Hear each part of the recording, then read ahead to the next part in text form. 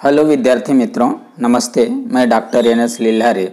आज हम देखेंगे पृथ्वी की आंतरिक संरचना के बारे में, structure of the earth interior. जो पृथ्वी है, पृथ्वी की बनावट किस तरीके से है, इसके संदर्भ में आज का वीडियो है। तो यदि आप वीडियो पे नए हैं या चैनल पे नए हैं तो आप प्लीज़ करके चैनल को सब्सक्राइब कर लें और सब्सक्राइब बटन दबाना ना भूलें और साथ साथ बेल आइकन बटन को प्रेस करना ना भूलें। तो हम बात कर रहे थे कि पृथ्वी की आंतरिक संरचना किस प्रकार की है या स्ट्रक्चर ऑफ अर्थ का इंटीरियर डिजाइन किस प्रकार का है। तो हम यहाँ पर आप देखेंगे कि पृथ्वी के मन में यह जिज्ञासा है कि पृथ्वी की आंतरिक संरचना वास्तव में कैसी है। यह देखना प्रत्यक्ष निरीक्षण के द्वारा अभी तक संभव नहीं हुआ है और इसीलिए इसके लिए ज्वालामुखी से निकलने वाले पदार्थों एवं भूकंपीय तरंगों का मुख्य रूप से अध्ययन किया जाता है। ज्वालामुखी स्फोट के दौरान बाहर निकलने वाले पदार्थों में अत्यंत गर्म लावा, गैस और वाष्प होती है। लावा ठंडा होने पर आग्नेय चट्टानों का निर्माण होता है। साथ ही तापमान, घनत्व, गुरुत्वाकर्षण बल और के अध्ययन से पृथ्वी की आंतरिक संरचना को आज हम समझने का प्रयास कर रहे हैं। तो दोस्तों, आप जैसे कि देख रहे हैं कि पृथ्वी की आंतरिक संरचना क्या है। तो पृथ्वी की सतह से यदि हम गर्भ की ओर जाए, पृथ्वी की सतह से, ये पृथ्वी की सतह है, जैसे जैसे हम गर्भ की ओर जाते हैं, गर्भ की ओर जाते समय होने वाले परिवर्तनों में मुख्यतः तापमान एवं घनत्व का समावेश होता है। इन दो घटकों में होने वाले परिवर्तन के अनुसार पृथ्वी के आंतरिक भाग का हम वर्गीकरण कर सकते हैं। तो पृथ्वी के आंतरिक भाग का वर्गीकरण करते समय नंबर फर्स्ट है क्रस्ट, जिसे हम कहते हैं भूपटल, और ये दो भागों में बांटा गया है। एक है कॉन्टिनेंटल क्रस्ट, जिसको हम कहते हैं महाद्वीपीय भूपटल, और नंबर दूसरा है ओशियन क्रस्ट, जिसको कहते हैं महासागरीय भूपटल। और नंबर सेकंड है मेटल। तो मेटल में नंबर 1 है अपर मेटल और नंबर 2 है लोअर मेटल, ऊपरी मेटल और निचला मेटल। नंबर 3 में है कोर, जिसको हम क्रोड भी कहते हैं। और कोर के दो भाग है, आउटर कोर और इनर कोर, यानी बाहरी गर्भ और आंतरिक गर्भ। तो मतलब पृथ्वी के जो संपूर्ण पृथ्वी को आंतरिक लेवल पे यदि हम देखें तो क्रस्ट, मेटल और कोर, इन 3 भागों में डिवाइड किया गया है या विभाजन किया गया है। भूरूप, मेटल जिसको हम प्रावार भी कहते हैं, और क्रोड, इन 3 भागों में हमने बांटा है। तो हम क्रम वाइज इनका स्टडी करेंगे। तो जैसे आप ये एक फिगर देख रहे हैं, तो फिगर में हम ये मान के चले कि ये पृथ्वी है। पृथ्वी की आंतरिक संरचना को यदि हम देखें तो सबसे ये बाहरी ऊपरी हिस्सा, जिसको हम कहेंगे भूपटल, और इसमें महाद्वीपीय और सागरीय भूपटल का समावेश होता है। दूसरा कोर में या दूसरे नंबर पे मेटल का समावेश होता है, और इसमें मेटल में आंतरिक मेटल और या ऊपरी मेटल और निचला मेटल का समावेश होता है। और नंबर 3 में है गर्भ। तो गर्भ में हम बाहरी गर्भ, ये आकृति में देख रहे हैं, और आंतरिक गर्भ। तो ऐसे इस तरीके से पृथ्वी की आंतरिक बनावट है। अब हम यहाँ पर देखेंगे कि भूपटल या भू प्रॉपर्टी हम किसे कहते हैं। तो जैसे कि आप आकृति में देख रहे हैं, ये एक आकृति है जिसको एक नॉर्मली सामान्य तौर पे बाहरी पृथ्वी के आंतरिक संरचना को बता रहे हैं। और ये दूसरा आकृति में हम ये देखेंगे कि गहराई वाइज हम इसको समझने की कोशिश करेंगे। तो भूपटल क्या होता है ये हम देखेंगे। तो ये भूपटल वाला भाग है। तो इस भाग में आप देख रहे हैं ये जो ग्रीन कलर का एरिया है जहां माउस पॉइंटर घूम रहा है, इसको हम कहेंगे महाद्वीपीय भूपटल। और ये जो नीला कलर आपको दिख रहा है इसको कहेंगे हम महासागरीय भूपटल। अब हम देखेंगे भूपटल। तो भूपटल पृथ्वी की सबसे ऊपरी परत ठोस है ये, और इसे ही हम भूपटल के नाम से जानते हैं। इसकी मोटाई सभी जगह एक जैसे नहीं है।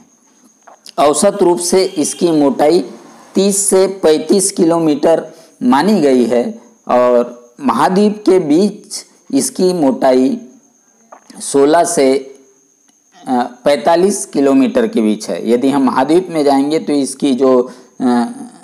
इसकी जो मोटाई है, इसका ये जो सरफेस की मोटाई है वो 16 किलोमीटर से 45 किलोमीटर के बीच है। और यदि हम पर्वत श्रेणी के नीचे इसकी मोटाई को देखें, जहाँ पर पर्वत है, तो लगभग 40 किलोमीटर है, 40 किलोमीटर है।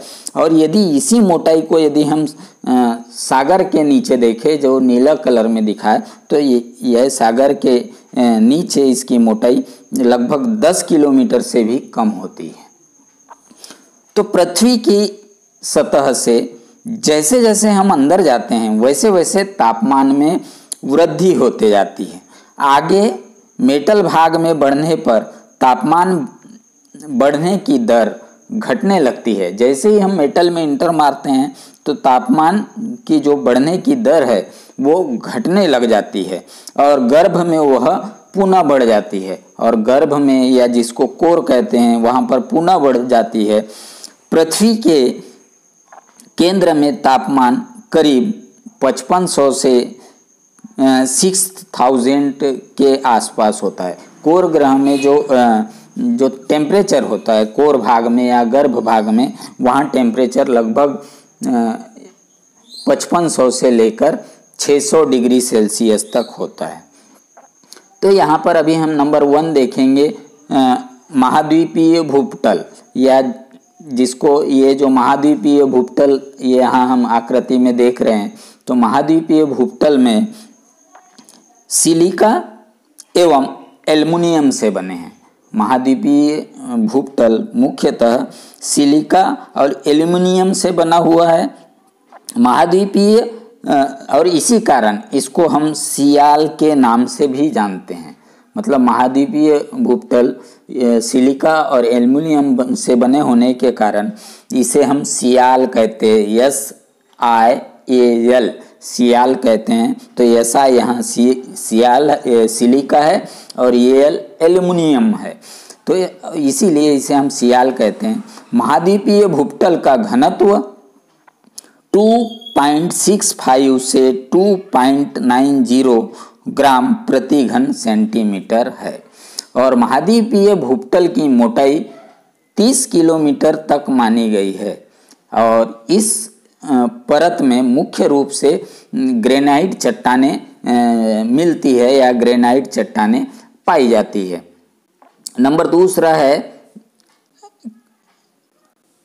ओशियन क्रस्ट, या जिसको हम कहते हैं महाद्वीपीय भूपटल। तो यह भूपटल की दूसरी परत है। भूपटल की दूसरी परत है। यह परत सिलिका और मैग्नीशियम से बनी है। ये परत सिलिका और मैग्नीशियम से बनी है, और इसीलिए इसे सीमा के नाम से भी जाना जाता है। सीमा SIMG, मतलब सिलिका और मैग्नीशियम के संयोग से या सम्मिश्र से बना है, और इसीलिए इसे सीमा के नाम से जाना जाता है। इस परत की मोटाई लगभग 7 से 10 किलोमीटर के बीच, 7 to 10 किलोमीटर के बीच माना गया है। इस परत का जो घनत्व है वो 2.9 से 3.3 ग्राम प्रति घन सेंटीमीटर है। और इस परत में मुख्यतः बेसाल्ट और गैब्रो नाम के चट्टानें हमको देखने को मिलता है। अब अब महाद्वीपीय हमने भूपटल देखा और महासागरीय भूपटल देखा, और इसके नीचे यदि हम 100 किलोमीटर के रेंज में आएंगे, मतलब महाद्वीपीय से लेके तो मेटल तक, तो 100 किलोमीटर के रेंज में आएंगे, तो इसे ही हम कहते हैं लिथोस्फीयर या स्थल मंडल। और लिथोस्फीयर और स्थल मंडल में मुख्यतः क्रस्ट का और मेटल का समावेश होता है 100 किलोमीटर तक। तो ये तो हो गया हमारा स्थल मंडल। अब नेक्स्ट हम देखेंगे कि मेटल क्या है। मेटल जिसको हम कहते हैं प्रावार, तो भूपटल, ये जो भूपटल देखा उसके नीचे मेटल या प्रावार का परत पाई जाती है। मेटल के ऊपरी एवं निचला 2 विभागों में हम क्या कर सकते हैं, इसको डिवाइड कर सकते हैं। मेटल को ऊपरी हिस्सा और निचले हिस्सा, ये 2 भागों में हम डिवाइड कर सकते हैं। ऊपरी हिस्सा को हम क्या कहते हैं, लिथोस्फीयर कहते हैं, और निचला हिस्सा इस तरीके से है। तो ऊपरी मेटल अधिक प्रवाही होता है। इस भाग में ही लावा के कक्ष पाए जाते हैं। इस भाग में ही लावा के कक्ष पाए जाते हैं, और ज्वालामुखी के विस्फोट के दौरान यहीं से ही लावा बाहर निकलती है। मेटल के इस भाग को दुर्लभ मंडल के नाम से जाना जाता है, यानी मेटल के इस भाग को हम दुर्लभ मंडल भी कहते हैं। भूकंप के केंद्र प्राय, यानी भूकंप जो आते हैं उसका केंद्र प्राय यहीं से होता है, और पृथ्वी की सतह से करीब, यानी पृथ्वी की सतह से करीब 42 किलोमीटर की गहराई के पश्चात मेटल की परत की शुरुआत होती है। अब मेटल में पाई जाने वाली आंतरिक ऊर्जा के कारण होने वाले हलचलों से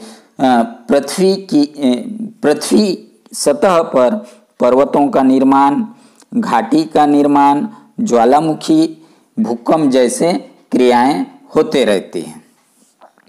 अनुमान लगाया जाता है कि इस भाग में 2400 से 2900 किलोमीटर की गहराई पर जो तापमान होता है वो 2200 से 2500 डिग्री सेल्सियस होता है। यहाँ अचानक चट्टानों की संरचना एवं घनत्व के स्वरूप में परिवर्तन होता है। वैज्ञानिक का अनुमान है कि इसकी मोटाई 2870 किलोमीटर है।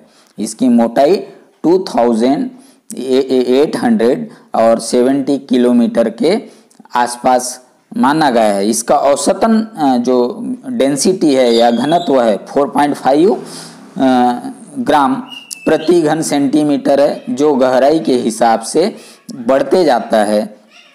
और इसका जो कारण है मुख्यतः वो है दबाव। निचले मेटल की घनत्व, ये जो निचले मेटल की घनत्व है वो लगभग 5.7 ग्राम प्रति घन सेंटीमीटर है।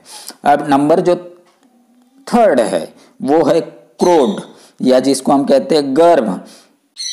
तो गर्भ में आप देखेंगे कि यहाँ पर रेड कलर से दिखाया गया है गर्भ को। तो यहाँ से यहाँ तक बाहरी गर्भ है, और यहाँ से यहाँ तक जो हिस्सा है वो आंतरिक गर्भ माने जाते हैं। तो पृथ्वी की सतह से करीब 2900 किलोमीटर गहराई से गर्भ का भाग प्रारंभ हो जाता है, यानी 2900 किलोमीटर के बाद गर्भ का भाग प्रारंभ होता है। मेटल के नीचे से लेकर, ये जो मेटल है येलो कलर का, उसके नीचे से लेकर पृथ्वी के केंद्र तक, ये है पृथ्वी का केंद्र, तो यहाँ तक का भाग क्रोट के नाम से जाना जाता है। इसकी मोटाई लगभग 3470 किलोमीटर है, और इस परत का जो विभाजन हम करते हैं वो हम आउटर कोर और इनर कोर के रूप में कर सकते हैं, जिसको हम बाहरी कोर और आंतरिक कोर में किया जाता है। तो हम देखेंगे सबसे पहले बाहरी कोर। तो बाहरी कोर पृथ्वी की सतह से लगभग 2900 किलोमीटर से लेकर 5100 किलोमीटर की गहराई तक पाया जाता है। मतलब यहाँ से 2900 किलोमीटर से लेके 5100 किलोमीटर तक जो गहराई के बीच जो है ये बाहरी कोर पाया जाता है। भूकंप की गौण तरंगे इस क्रोट से या इस कोर से नहीं गुजर पाती, उनका इस भाग में अवशोषण हो जाता है। मतलब भूकंप की गौण तरंगों का अवशोषण इस भाग में हो जाता है और इसीलिए इस क्षेत्र से भूकंप की गौण तरंगे नहीं गुजर पाती। इससे वैज्ञानिकों ने अनुमान लगाया कि कोर परत का यह भाग द्रव में है। कोर का भाग द्रव या अर्ध द्रव में होगा या लिक्विड फॉर्म में होगा, ये माना जाता है। जबकि यहाँ मेटल को आपने देखा कि यहाँ ठोस भाग में है, और जबकि बाहरी क्रोड है वो या तो द्रव स्वरूप में होगा या अर्ध स्वरूप में होगा। बाहरी क्रोड का जो घनत्व है, ये बाहरी क्रोड का जो घनत्व है या कोर का घनत्व है 9.8 ग्राम प्रति घन सेंटीमीटर है, और द्रव रूपी बाहरी कोड का तापमान लगभग 5000 सेंटीग्रेड है। मतलब बाहरी कोड का जो तापमान है वो लगभग 5000 सेंटीग्रेड के आसपास है। तो बाहरी कोड यहाँ पर हमने देखा कि तरल पदार्थों से मिलकर बना है और इसमें लोहा की मात्रा अधिक है। इस द्रव स्वरूप के बाहरी क्रोड में ऊर्ध्वगामी प्रवाहों की उत्पत्ति होती है। इस भाग की यह एक और विशेषता है। तो बाहरी और आंतरिक कोट के तापमान में अंतर होने के कारण ऊर्ध्वगामी प्रवाहों की उत्पत्ति होती है। पृथ्वी के परिभ्रमण के कारण इन्हें भंवर जैसी गति प्राप्त होती है। मतलब पृथ्वी के परिभ्रमण के गति के कारण यहाँ भंवर जैसी गति प्राप्त होती है। इन तरल लोहा में निर्माण होने वाली इन घुमावदार भंवरों के कारण विद्युत प्रवाह की उत्पत्ति होती है और चुंबकीय क्षेत्र तैयार होता है। इसे ही हम डायनामो कहते हैं। और पृथ्वी की चुंबकीय क्षेत्र पृथ्वी की सतह से बाहर काफी दूर तक कार्यरत रहता है। इसीलिए इस चुंबकीय क्षेत्र के कारण पृथ्वी के आजू बाजू एक आवरण बन जाता है। पृथ्वी के वातावरण में सौर पौने से रक्षा होती है और पृथ्वी पर निर्मित चुंबकीय क्षेत्रों को चुंबकावरण कहा जाता है। तो इस तरीके से पृथ्वी की बाह्य कोट का या बाह्य कोर का हम क्या कह सकते हैं यहाँ पर विशेषताएं। देन नंबर नेक्स्ट है पृथ्वी की आंतरिक गर्भ। अब पृथ्वी की आंतरिक गर्भ में का हम ये आकृति के द्वारा देखेंगे तो ये है पृथ्वी की आंतरिक गर्भ। यह परत पृथ्वी की सतह से लगभग 5150 से लेकर 6371 किलोमीटर के गहराई तक है। मतलब ये जो भाग है ये लगभग 5150 किलोमीटर से लेके 6370 किलोमीटर के बीच माना गया है। यह भाग पृथ्वी का केंद्रीय भाग है। मतलब इसे ही हम पृथ्वी के केंद्र भाग तक केंद्रीय भाग है या केंद्रीय भाग मानते हैं, जो कि ठोस अवस्था में है, जो कि ठोस अवस्था में है। इसका घनत्व लगभग 13.3 ग्राम प्रति घन सेंटीमीटर है और इस परत में मुख्यतः लौह एवं कुछ मात्रा में निकेल धातु पाए जाते हैं। मतलब यहाँ पर लोहा और निकेल धातु की अधिकता पाई जाती है और इसीलिए इसे हम नीफे कहते हैं। NiFe मतलब Na का मतलब निकेल और Fe का मतलब फेरस। तो मतलब ये जो क्षेत्र है आंतरिक कोर भाग वाला क्षेत्र, इसमें निकेल और फेरस या लोहा की मात्रा अधिक पाई जाती है और इसीलिए इसे हम निफे के नाम से भी जानते हैं। इस भाग में ये पदार्थ अत्यंत उच्च दाब में रहते हैं और इसीलिए आंतरिक कोर ठोस अवस्था में है। मतलब यहाँ पर निकेल और फेरस यह उच्च दाब में होने के कारण यहाँ पर पृथ्वी की जो अवस्था होगी वो ठोस अवस्था में होगी, ये माना गया है। यहाँ तापमान सूर्य के पृष्ठीय भाग के तापमान जितना होता है। अब आपको पता है कि सूर्य का जो पृष्ठ भाग का जो तापमान है वो लगभग 6000 सेंटीग्रेड माना गया है। तो यहाँ पर सूर्य के पृष्ठ भाग में जितना तापमान है लगभग उतना ही तापमान होता है, लगभग 6000 सेंटीग्रेड। तो इस तरीके से हमने आज पृथ्वी के आंतरिक मतलब बनावट को देखा या समझा। तो पृथ्वी के आंतरिक बनावट के हिसाब से हमने मुख्यतः क्रस्ट जिसमें कॉन्टिनेंटल क्रस्ट और ओशियन क्रस्ट, मेटल जिसमें अपर मेटल और लोअर मेटल, कोर अपर कोर और लोअर कोर को हमने इस आकृति में देखा और पढ़ा। और आपको बता दें कि जैसे जैसे हम पृथ्वी के आंतरिक भागों के विविध परतों में जाते हैं तो सबसे ऊपर वाले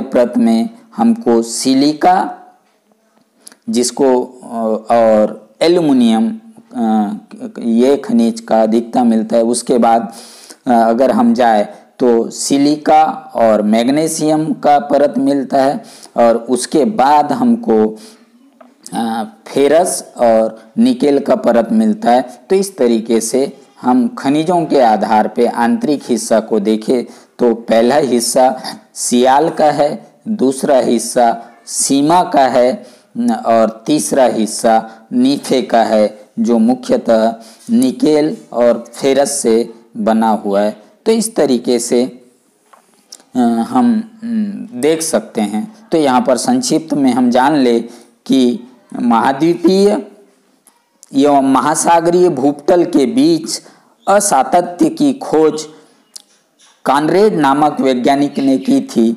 इसीलिए इसे हम असातत्य को कॉनरेड असातत्य कहते हैं। नंबर नेक्स्ट है भूपटल एवं मेटल के बीच असातत्य है, इसकी खोज मोहर विकिक नामक वैज्ञानिक ने की थी, इसीलिए इसे मोह असातत्य कहा जाता है।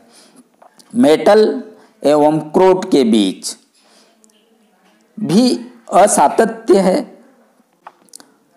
इसे गुटनबर्ग नामक वैज्ञानिक ने इसकी खोज की थी, इसीलिए इसे गुटनबर्ग असातत्य कहा जाता है। तो इस तरीके से हमने आज पूरा पृथ्वी के आंतरिक संरचना का अध्ययन आकृति के द्वारा किया और आकृति में हमने देखा कि कैसे आकृति के बनावट के आधार पे हम पृथ्वी की आंतरिक संरचना को समझ सकते हैं। तो मिलते हैं नेक्स्ट वीडियो में। आज्ञा दीजिए। जाते जाते यदि चैनल्स को आपने सब्सक्राइब नहीं किया है तो सब्सक्राइब बटन को प्लीज़ दबा दीजिए और वीडियो को ज़्यादा से ज़्यादा लोगों को शेयर कीजिए। धन्यवाद। Thank you.